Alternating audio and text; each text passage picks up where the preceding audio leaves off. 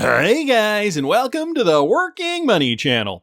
This just in, I didn't realize it was this bad. 63 US banks are on the brink of a collapse. Okay, guys, and $517 billion are at risk here, and these are numbers by the FDIC, the board that does insure banks for, I believe, up to $100,000 in some cases. I think maybe it could be $250 in other cases. So the health of the US banking system is the topic of constant scrutiny. And guys, this is important because the U.S. banking system is kind of like, well, if not the heart of the global banking system, a large artery, if I were to use an analogy. Banks reported a significant profit jump for the first quarter of 2024. And according to the FDIC, the combined net income for 4,568 insured banks reached $64.2 billion, and that was a surge of about $28.4 billion. So this upswing is attributed to a significant decline in non-interest expenses, partly due to one-time charges referring to irregularity billed items recognized by large banks in the prior quarter. Additionally, banks benefited from higher non-interest income and lower provision expenses in quarter 1, 2024. Nevertheless, there are an increased number of problems in U.S. banks, in the U.S. banking sector. The FDIC also reported a rise in the number of banks on the problem bank list. So these banks are at risk of insolvency due to various financial weaknesses. However, the FDIC emphasizes that the number of problem banks remains within the historical range observed during non-crisis periods. So, this is a bit of a wishy-washy article, I got to admit. On the one hand, they're saying, okay, banking sector not doing so well, and 63 banks are on the brink of a collapse, yet they're saying in the same breath that that's normal, that 63 banks are on the brink of a collapse. I don't know if they're trying to just smooth over this fact or what, but that does not sound good to me. A new financial system is coming, and there are so many factors that are going to nudge it along, either very gently or maybe with full force.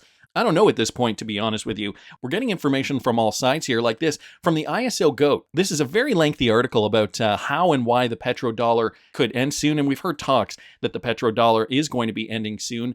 So I will link this article in the description of the video. Basically gives you guys just a brief history of how it started. I'm not going to go over all this in this video, but it is a good read for those of you guys who want to know kind of the history and the use case for a petrodollar, why it's used, the politics behind it, the reasons why we've been using it for so long, some of the impacts here. This is a pretty in-depth essay.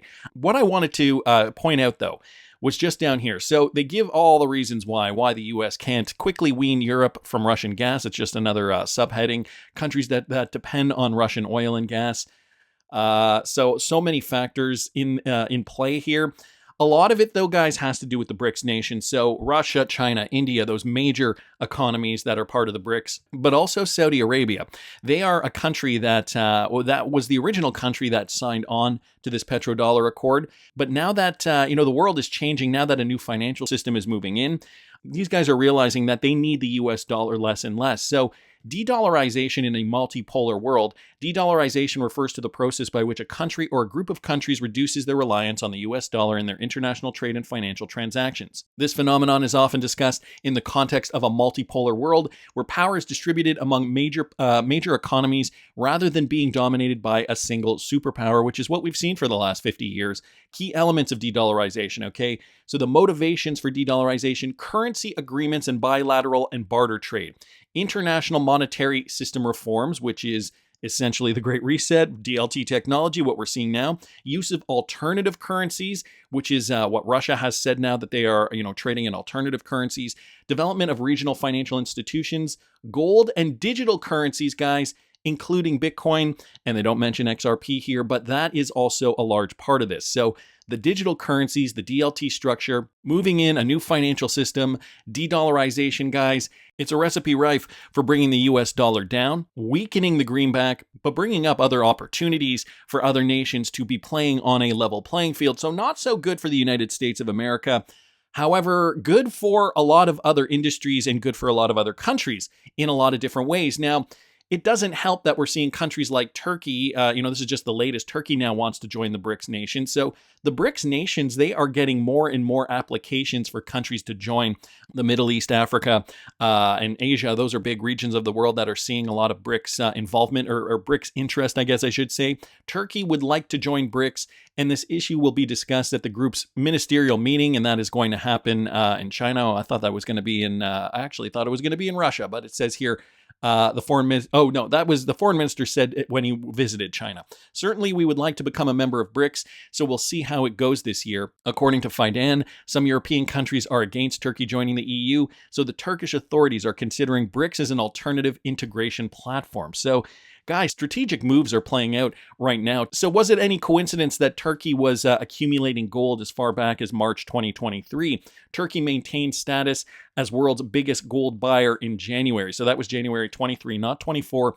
But back then, they bought 23 tons of gold in January, making it the biggest buyer of precious metal among central banks globally over that period. The country now holds 565 tons of gold, the highest level on record, according to data from the World Global Council. So, when you have gold, that is a valuable commodity, obviously. You are positioned very favorably now. Your country has a resource that they can count on top of which, I got to bring this up too, Akbank is a bank in Turkey. They were the first Turkish bank to reach an agreement with Ripple, a technology firm that offers solutions that increase transparency and speed and reduce costs by using blockchain technology. This was all the way back from 2017, but I think you guys see where I'm going with this. A lot of the BRICS nations countries are already on RippleNet, Turkey now being the latest one.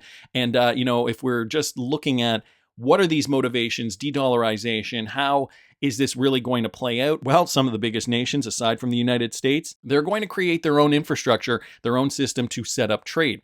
Bank XRP bringing this up. Global technology is going to play a large role in this. And look who's leading the charge, Standard Chartered. Standard Chartered was one of the first investors in Ripple, guys. Back in 2016, Standard Chartered completes their strategic investment in Ripple, again from back in 2016, on top of which Standard Chartered backs Zodia custody, so they also have a stake in Zodia. Remember, they just joined Ripple-owned Medico's global crypto storage network. That was back in December of this past year. And now this is what Standard Chartered is saying about resetting globalization technology. So what do you think the next chapter of globalization should look like? He says, resetting globalization technology basically is the title there. The cross-border exchange of technology, is driving informational change, bringing both benefits and concerns.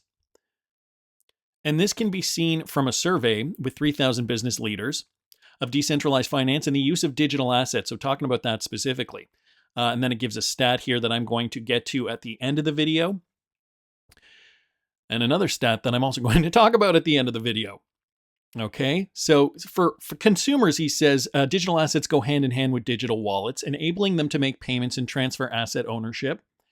For businesses, they offer a new way to invest, a source of asset diversification, and a means to settle payments. But they're also a subject of much debate, and we need policy reform agreed at the global level to ensure the right incentives and safeguards are put in place. And guys, this is what they're working on now. On another note, business leaders are confident on the cross-border flow of data to achieve business resilience.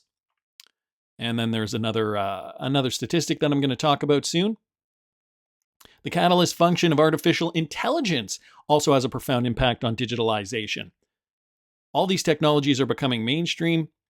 There's growing urgency to have conversations around change and impact to the human environment. Regulations, governments, businesses, and tech companies must work together hand in hand to develop the right systems and policies.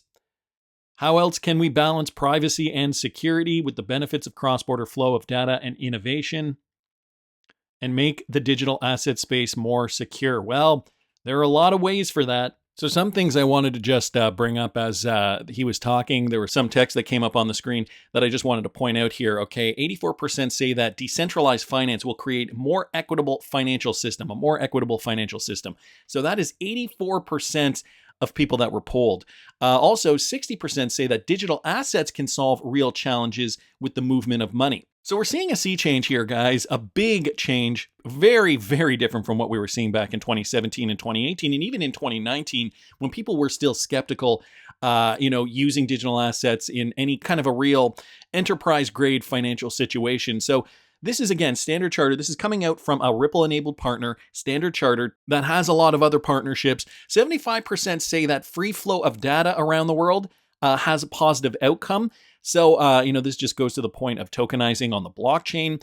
And we're not just talking about cross-border payments even in this video clip. We're talking about technology. So global technology, you can see how that's going to benefit the world. And you can also see why companies like Ripple are branching out. They are the tech stack. Remember, they are the company that are behind these big companies like Standard Chartered and Finastra and ACI and Temenos and all those large companies that leverage the XRP ledger. They are here set out to reset globalization technology. So a great clip here, courtesy of Bank XRP, from one of Ripple's biggest supporters, Standard Chartered. Now, looking at this through a socio-political economic framework and, going back to this idea that the petrodollar agreement is set to expire. This was tweeted out originally by Wifey.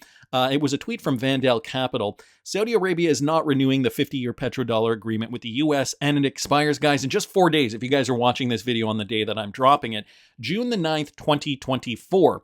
Now, I was doing a little bit of research here. I don't know. I was looking. I wanted to find some other sources with regards to this. I did happen to see a Reddit post over here. June 9th, the agreement between the United States and Saudi Arabia to sell Saudi oil in USD exclusively ends. Saudi Prince has already notified the U.S. that this agreement will not be renewed, and they will no longer accept USD. So I'm looking for resources here. Somebody posted a resource from the original article from June 8th, 1974, 50 years ago. When the original agreement was signed. But it's looking as though this is fact. Is Saudi Arabia dropping the petrodollar? This was from April of 2023. So April of last year.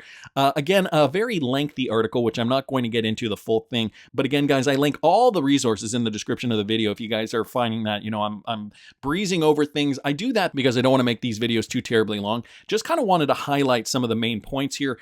So here's the thing. They want to go to a petro yuan, or at least that is one of the rumors. The petro yuan is the same as the petrodollar, but in Chinese yuan instead of American dollars. The petro yuan has only been in existence since 2017 when the People's Bank of China made a deal with Russia to trade oil. The petro yuan is a direct challenge to the petrodollar as it provides an alternative option of which there is currently none. So countries now have an option to escape the hegemony of the U.S. Now, this is one theory. I do believe that, because we do have all this technology, we don't even need a dominant currency to trade oil in. Any country can leverage their own currency, utilize XRP for that liquidity to transfer funds to another country. The receiving country would receive their funds in their own fiat currency, and there you go. The trade can happen, boom, within seconds. And considering a lot of these countries are already RippleNet enabled, even Turkey's Akbank, and I'm not even sure about Turkey's central bank, they are Ripple enabled. We know Russia has been doing tests. China has some connection to Ripple too. India is fully Ripple enabled. So it would make sense that, the DLT technology running this would be running on RippleNet, or even if it wasn't, it would be RippleNet interoperable. So I'm not entirely sure. I mean, maybe some countries will use the Chinese yuan. Just, I don't know, for whatever reason, maybe there's another country out there other than China that would prefer to do business in yuan. The point here is that US dollar dominance is coming to an end, and this is going to mean something very different for not just the US dollar in isolation, but guys, for our economies, not just even the US economy, the Western world too. You got to look at it as West versus East, not in terms of anger or war or anything like that, but just in terms of, well, we do it our way, you do it your way. Judy Shelton even commenting on this. This article talks about a strong dollar versus a weak dollar. Now, the article she's talking about is this one here from the Wall Street Journal. The dollar is at its strongest since 1980, and can it last? Again, just kind of comparing the dollar now versus before, giving us, more information on, the story of the US dollar and how it has been dominant for trade. But what Judy Shelton does also bring up too is that this article here misses the point. I feel like, the Wall Street Journal is one of those mainstream organizations that really need to push whatever agenda they are told to push. So she says, although the content of the article is correct, it does miss the point. What we should demand and maintain is a dependable dollar and a level monetary playing field for international trade. Heard on the street, the US dollar hasn't been this consistently strong in real terms since the days of Paul Volcker. Is a new kind of Plaza Accord in the cards. And again, I will link everything in the description.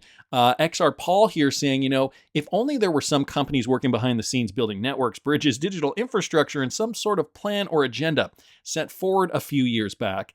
Strange how the world's financial system is failing at the same time digital assets are thriving. Is it a coincidence?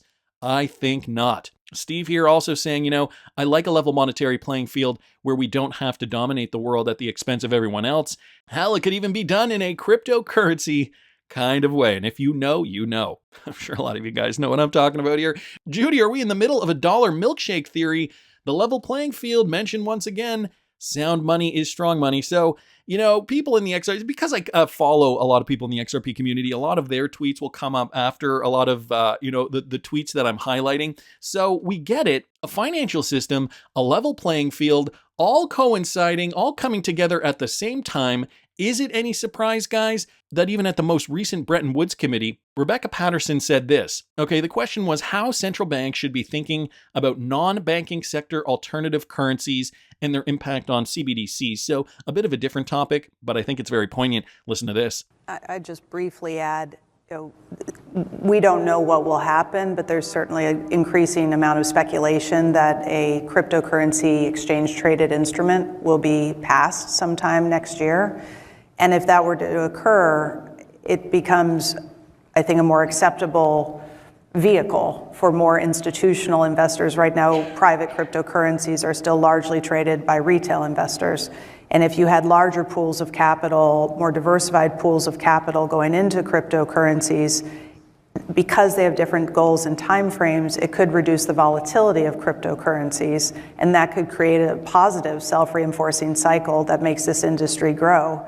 If that happens and it becomes bigger and it's more connected into the traditional financial system, then you have to be more cognizant of what are the risks of that interconnectivity. Right now, there isn't that much interconnectivity, which means that even if something blows up, I shouldn't use that term, but if there is a shock within the cryptocurrency ecosystem, it's staying fairly contained. But with the advent of an ETF, I think it creates the potential for that to change. And we'll just have to watch and see, A, if an ETF gets passed, and then B, what is the institutional take-up afterwards, and how does that affect the volatility and the liquidity of this market? So I think next year could potentially be really important for watching this space, and obviously how that space changes and grows is going to affect the discussions on CBDCs.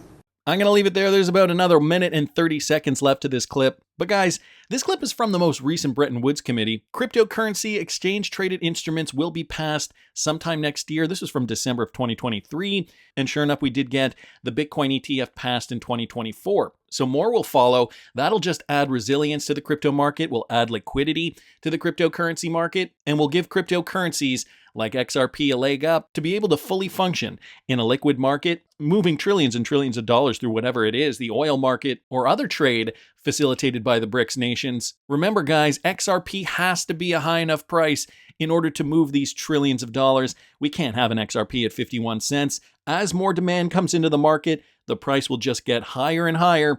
But that's just my opinion. I want to hear what you guys think. Please subscribe to the channel if you haven't already. Like the video if you like the content I'm providing. I always love hearing your comments. See you in the next one, guys.